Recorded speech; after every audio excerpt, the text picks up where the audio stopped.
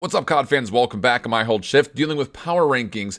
And well, I hope you guys had a nice little break because we're about to have 3 weeks in a row of the CDL, starting with the New York home series, which is coming up this immediate weekend. Let's dig into it, talk from the bottom to the top, all 12 teams that are in the mix for us. Starting at the bottom, still at the bottom, I'm interested to see if these guys will find a way to not just improve, but potentially become a major threat. It's the Seattle Surge.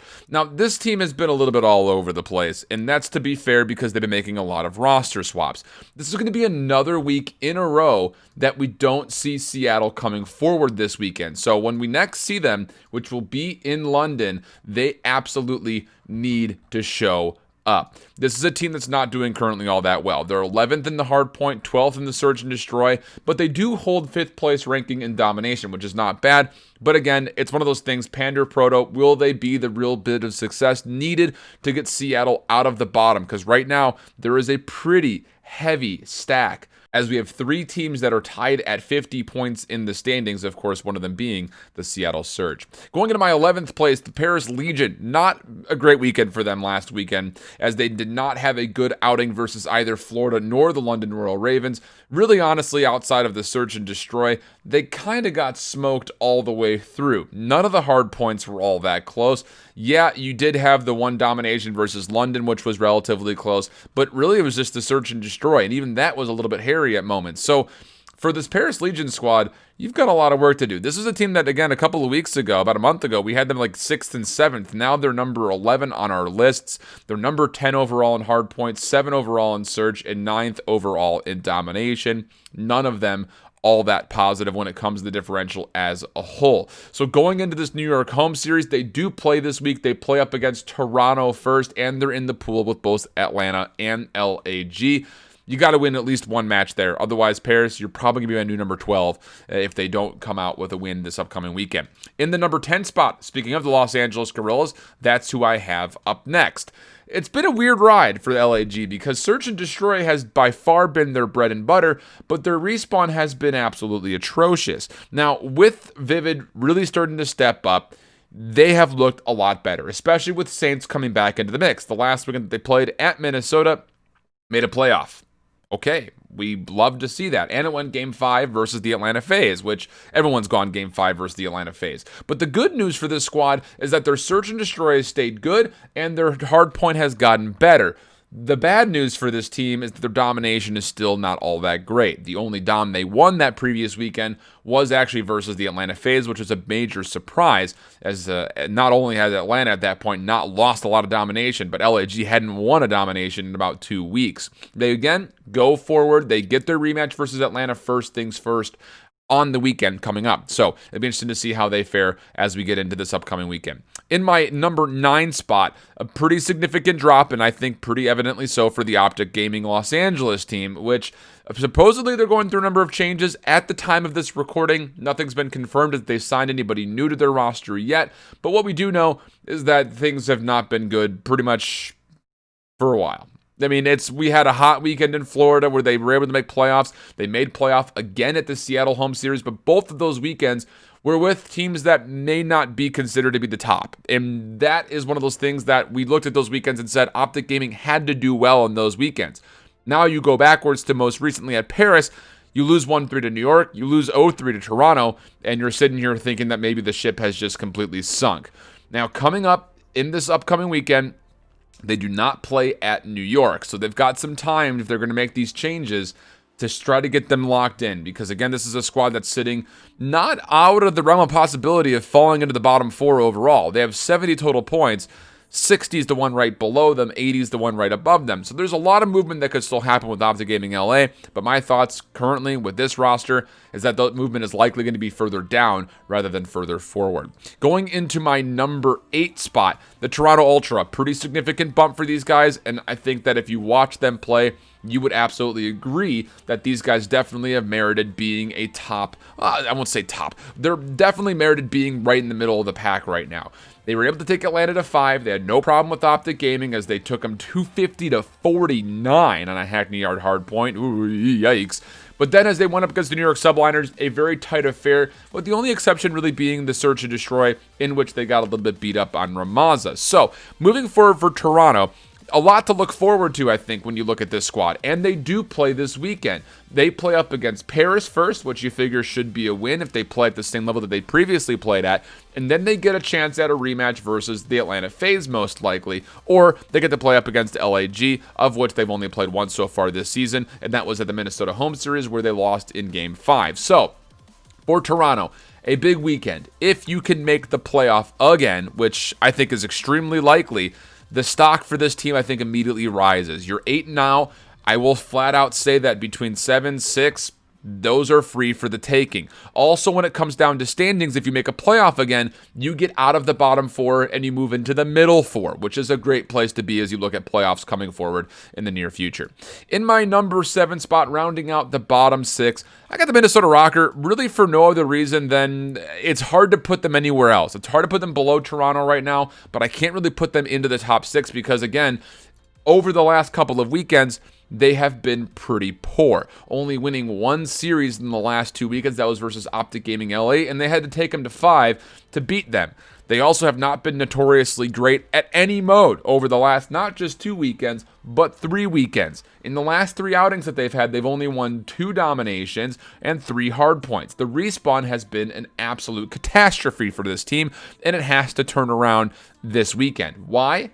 Because they play New York first, and then they have a pool with Chicago and a London team that took a blow last weekend, but is looking to bounce back. So for Minnesota, again, it's hard to kind of read this team because, yes, there's technically still the number 4 rated squad in hardpoint, but their search and destroy has absolutely suffered, and their domination continues to trend down. So something has to hit here. Minnesota's got to come out looking good this weekend. Otherwise, they very well could find themselves in the bottom 4, not just in the power rankings, but if they do it too often, they very well could find themselves in the bottom 4 when it comes to overall points if they don't turn things around. Currently, they're comfortably in 5th, but things could change quickly as we've seen time and time again. Top 6. Such tough point here. London Royal Ravens I have boosting up 1, and I feel weird putting them up 1, but again, I can't put the Minnesota Rocker in 6 because they haven't done anything positive in the last handful of weekends. That said, this most recent weekend was not a very positive weekend for the London Royal Ravens outside of being able to take Dallas to 5 initially and then beating the Paris Legion, but even in that Game 5 matchup versus the Dallas Empire, they either won convincingly or lost convincingly, the only exception being the St. Petro domination, which was a 250 to 229 in favor of London. But they got 100 point clubbed, 84 to 250.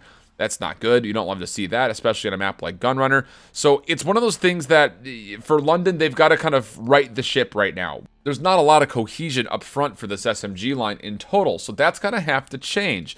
And again, they do play this weekend. They start things off versus the best hardpoint team in the game, which is the Chicago Huntsmen. Again, they're also in a pool with Minnesota and New York. This could potentially be a weekend where I could see London Royal Ravens going 0-2, but at the same rate, I could absolutely see them surprising New York and making a playoff somewhere.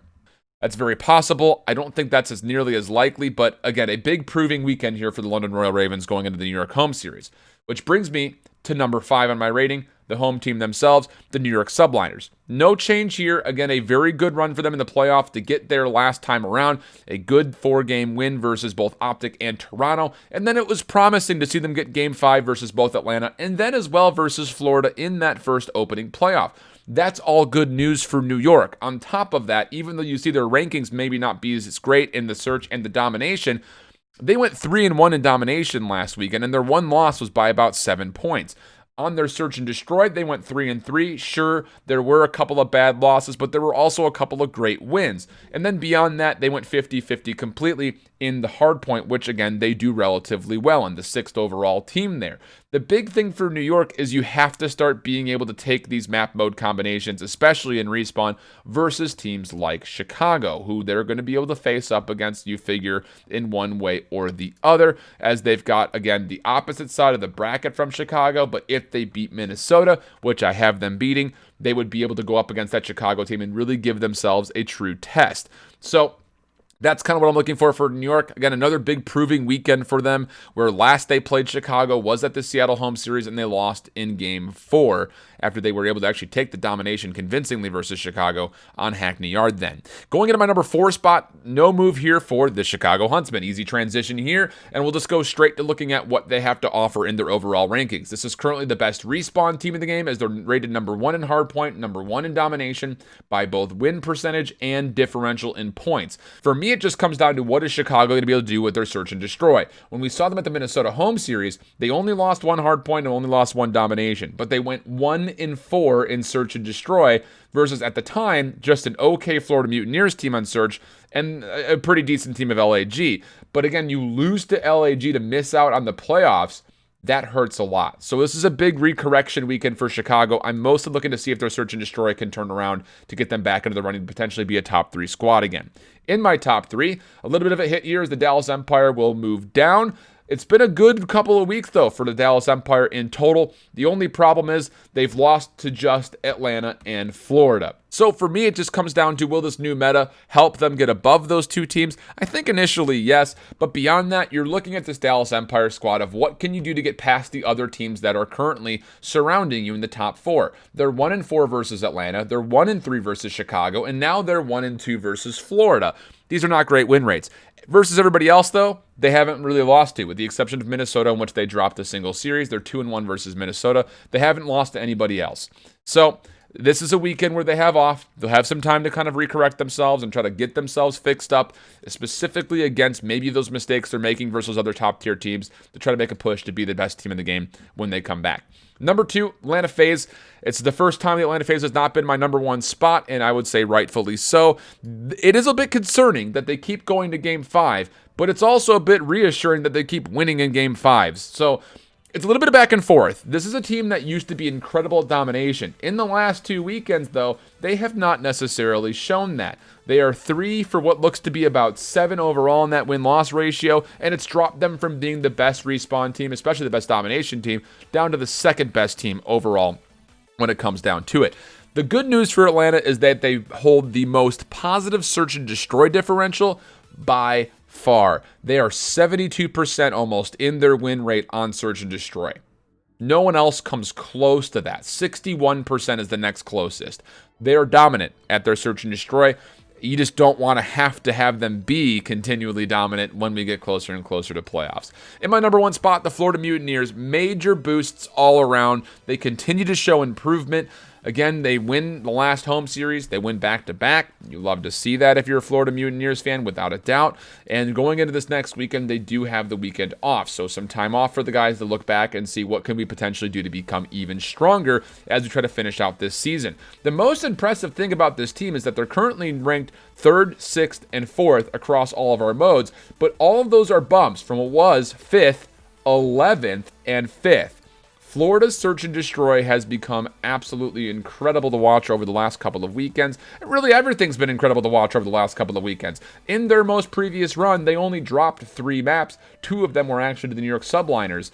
But the good news is, you only lost 1 hardpoint, you only lost 1 search, you only lost 1 domination. It's showing consistency through and through. And beyond that, in their 1 loss that they had, in really each of those modes, they were all close games. 158, 160 dom, 4-6 search, and then you had a 208, 250 hardpoint. So everything looking positive for Florida at the moment. You think that this current meta will likely also still favor them as we have a couple of changes to the weapons that we're likely going to see. But, of course, we'll frame a lot of that conversation up as we see it happen live. Again, we'll do the Diffuse, our post-game show, every single day after the games are done. So make sure you come over, you join us live on Twitch or for the VOD here on YouTube. But that's not it. We've got a lot more videos coming up throughout the rest of the week, so make sure you stay tuned right here, and we'll catch you guys later this week. Until then, hope you keep holding it down. Later. Bye-bye.